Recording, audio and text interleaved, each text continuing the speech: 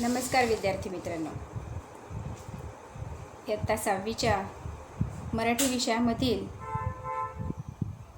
निबंध लेखन या लेखन विभागासाठी आज मी तुमच्याकडून थोडा सराव करून घेणार आहे. मी शोभा पाटील तुम्हा सर्व विद्यार्थ्यांचे हार्दिक स्वागत करीत आहे. विद्यार्थी मित्रांनो, परीक्षेमध्ये निबंध लेखन हा एक प्रकार तुम्हाला ओळखीचा आहे. तुम्ही निबंध लेखन करतात तर त्यामध्ये तुम्हाला काही मुद्दे दिलेले असतात, हो की नाही? आणि त्या मुद्द्यांवरून तुम्हाला निबंध लिहायचा असतो. परंतु आज आपण निबंध लेखनाची उजळणी घेणार आहोत. त्यामध्ये तुम्हाला थोडं वेगळ्या प्रकाराने परीक्षेमध्ये ह्या वेळेला निबंध लिहायचा आहे. म्हणजे काय?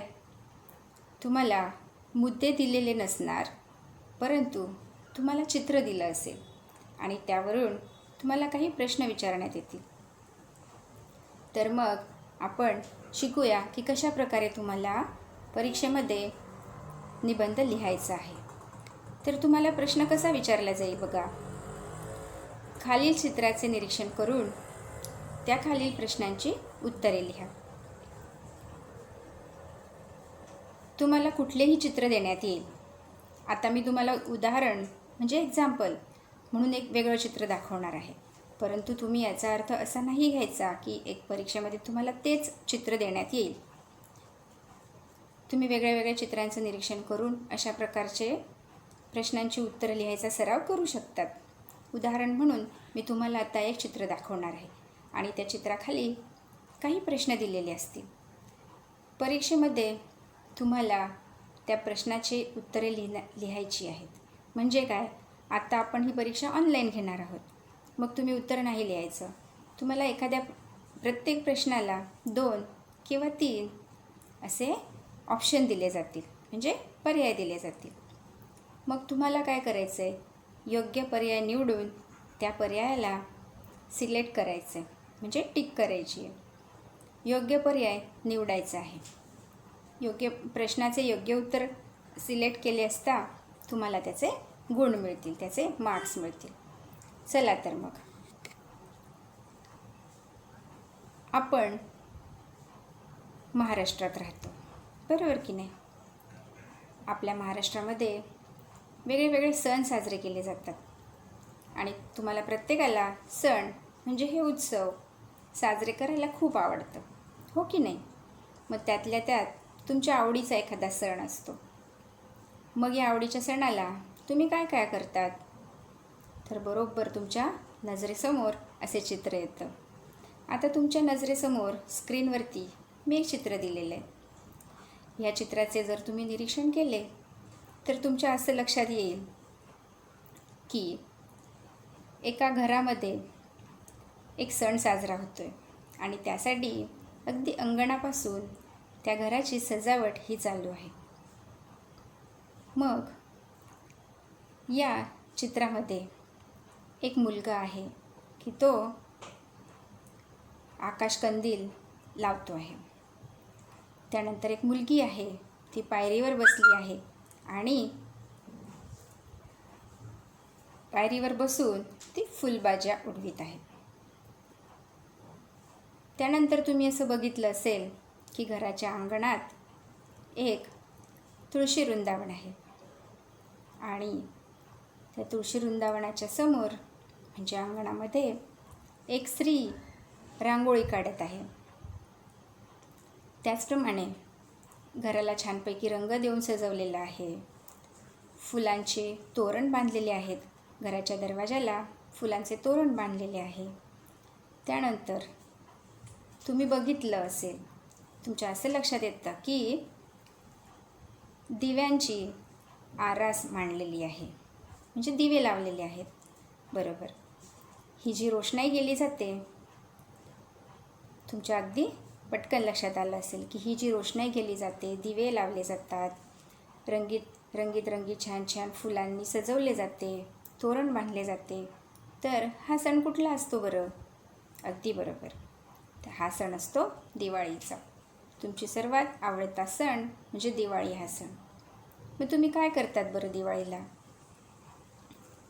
सुरुवातीला तर सकाळी सकाळी सर्व लवकर उठून अगदी आपण म्हणतो ना नरक चतुर्दशी, तर त्या दिवशी सकाळी लवकर उठून सर्वांनी सुवासिक अत्तर लावतात, सुवासिक साबणाने आंघोळ करतात है ना, किंवा उटणं लावून आंघोळ करतात आणि त्यानंतर नवीन कपडे घालून छानपैकी तुम्ही मिरवतात, हो की नाही?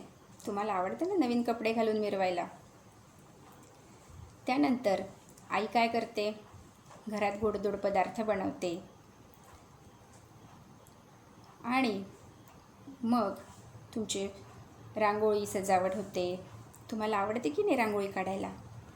तर अशा प्रकारे दिवाळीचा सण जो आहे तो अगदी विविधतेने म्हणजे अगदी नाविन्यपूर्ण आवडीने आणि छानपैकी आनंदाने आपण साजरा करतो. पुढील चित्रामध्ये स्क्रीनवरती तुम्हाला जे चित्र दिलेलं आहे त्यामध्ये तुम्हाला कोणतेही प्रश्न विचारले जातील. या चित्रामध्ये तुम्हाला जे दिसतं आहे म्हणजे तुम्ही जे निरीक्षण केलं आहे त्यावरून असे काही प्रश्न विचारले जातील आणि त्यावरून तुम्हाला पर्याय दिलेले जातील. योग्य पर्याय असेल आणि अयोग्य पर्याय असेल. तर जो योग्य पर्याय असेल त्यावर तुम्हाला टिक करायचं आहे. तो पर्याय निवडून तुम्हाला तुमचं उत्तर सबमिट करायचं आहे. तर आपण आता बघूया की कशा प्रकारे तुम्हाला काय काय प्रश्न विचारले जाऊ शकतात. समजा तुमच्या निबंधामध्ये हे जे चित्र दिलेलं आहे तर हे दिवाळी या सणाचे चित्र आहे, बरोबर? मग तुम्हाला असं प्रश्न विचारला जाऊ शकतो की पुढील चित्रामध्ये किती जण आहेत, आणि मग त्याचे तुम्हाला उत्तरं दिली जातील, पर्याय दिले जातील. 3 जण आहेत, 2 जण आहेत किंवा 1 जण आहे, बरोबर? आणखीन तुम्हाला असाही प्रश्न विचारला जाऊ शकतो की चित्रामध्ये मुलगी काय करत आहे, मग त्याचे पर्याय दिले जातील. मग तुम्हाला त्याच्या पर्यायामध्ये योग्य उत्तर काय असणार बरं? मुलगी फुलभाज्या उडवत आहे. त्याशिवाय आणखीन बरेच प्रश्न विचारले जाऊ शकतात आणि जर तुम्ही चित्राचं व्यवस्थित निरीक्षण केलं असेल तर तुम्ही योग्य पद्धतीने तुमचं उत्तर जे आहे ते बरोबर उत्तर सिलेक्ट करणार, योग्य पर्याय तुम्ही निवडणार आणि मग तुम्हाला चांगले मार्क्स मिळतील. बघा, चित्रामध्ये मुलाने कोणत्या रंगाचा शर्ट घातला आहे असा सुद्धा प्रश्न विचारला जाऊ शकतो, बरोबर की नाही?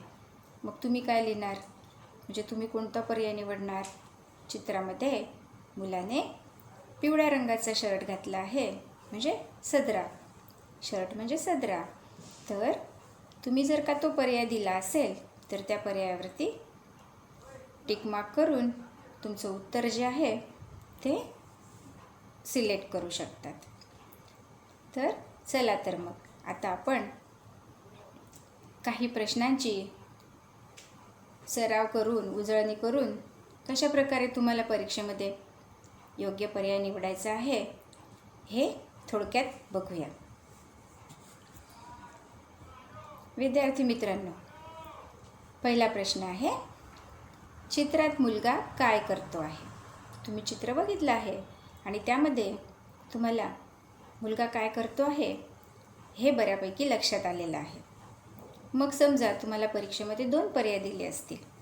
पर्याय अ, चित्रात मुलगा आकाशकंदील लावत आहे, आणि पर्याय ब, चित्रात मुलगा ओट्यावर उभा आहे.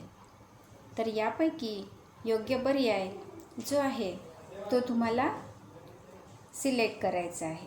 मग कशा प्रकारे तुम्ही सिलेक्ट करणार? मग समजा योग्य पर्याय तुमचा असेल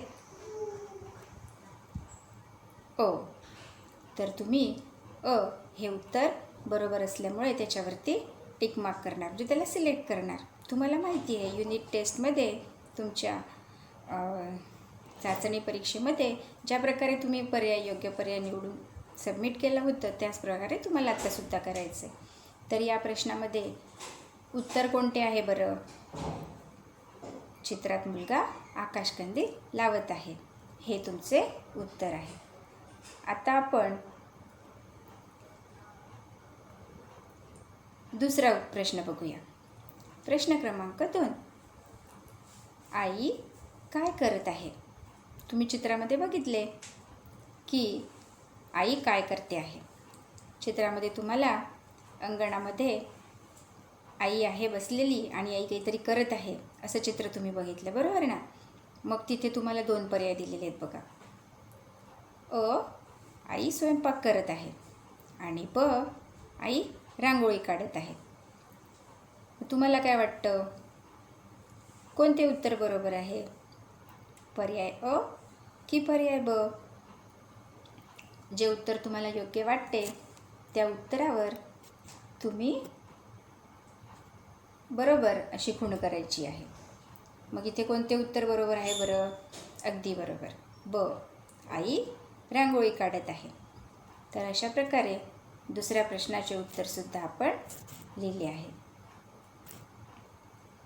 त्यानंतर आपण बघूया प्रश्न क्रमांक 3. अंगणात कशाची आरास केलेली आहे? इथे 2 पर्याय दिलेले आहेत. अंगणात दिव्यांची आरास केलेली आहे, हा पर्याय अ. आणि पर्याय ब.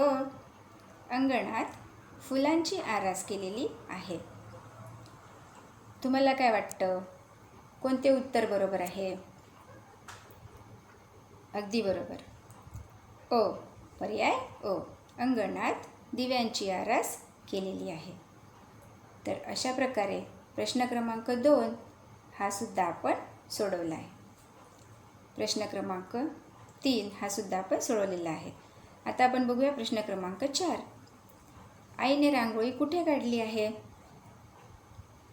तुम्ही बघितले आईने रांगोळी कुठे काढली आहे ते चित्रात तुम्ही निरीक्षण केले की नाही? तर इथे सुद्धा 2 पर्याय दिलेले आहेत बघा. पर्याय अ. आईने रांगोळी ओट्यावर काढली आहे. आणि पर्याय ब. आईने रांगोळी अंगणात काढली आहे. मग तुम्हाला काय वाटतं, कोणते उत्तर बरोबर आहे बरं? अगदी बरोबर, उत्तर ब. आईने रांगोळी अंगणात काढली आहे. तर अशा प्रकारे आपण हे जे चित्र तुम्हाला दाखवलेले होते, दिवाळी ह्या सणाचे चित्र होते आणि त्याच्यावर आधारित आपण प्रश्नांची उत्तरे दिली आणि अशा प्रकारे निबंध लेखन हा प्रश्न आपण सोडवलेला आहे. विद्यार्थी मित्रांनो, तुम्हाला परीक्षेमध्ये कोणतेही चित्र देण्यात येईल. निबंध लेखन ह्या प्रश्नामध्ये मी तुम्हाला दिवाळी हा सण दाखवला, परंतु कोणतेही चित्र विचारण्यात येईल, दाखवण्यात येईल आणि त्यावर आधारित प्रश्नांची उत्तरं तुम्हाला द्यायची आहेत. मग तुम्हाला रेल्वे स्टेशन दाखवलं असेल किंवा बगीचा दाखवला असेल किंवा बस स्टेशन दाखवलं असेल किंवा आणखीन भाजी मंडई, काहीही तुम्हाला जे असेल, होळी सण असेल, दुसरा कोणताही सण, नवरात्र किंवा आणखीनही काही वेगळं चित्र जे दिलं असेल आणि त्यावर आधारित प्रश्न तुम्हाला विचारले जातील. परीक्षा अगदी सोपी असणार आहे. तुमच्या ओळखीचे, तुमच्या अनुभवाचेच चित्र तुम्हाला दिलेले असतील, जेणेकरून तुम्हाला अगदी आनंदाने ते प्रश्न सोडवता येतील. तर तुम्हाला तुमच्या परीक्षेसाठी हार्दिक शुभेच्छा. धन्यवाद.